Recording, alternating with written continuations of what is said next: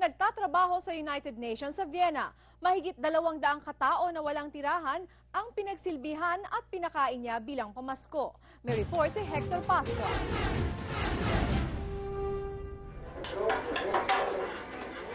Sa nakalipas na 5 taon, naging panata na ni Wilson Tanho na magluto ng mga pagkain Pinoy tulad ng pansit, sinangag at pritong manok at pakainin ang mga kapuspalad dito sa Vienna. Tapos ng Christmas party, maraming mga tira sa bahay. Tapos nila ko dun sa train station kung saan maraming mga homeless na nagtatambay doon. Binibigyan ko sila.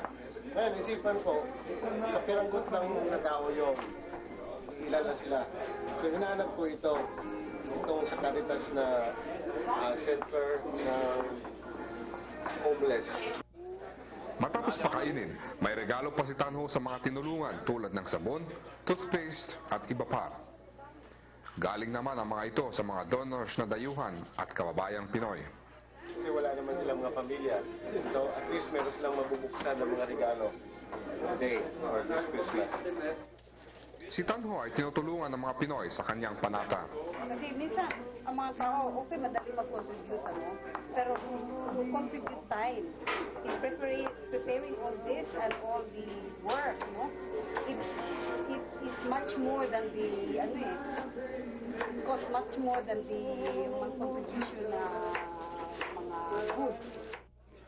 Nagpasalamat naman ang mga homeless sa ipinakitang pagpapahalaga sa kanila ng mga Pinoy kahit hindi nila ito kalahi.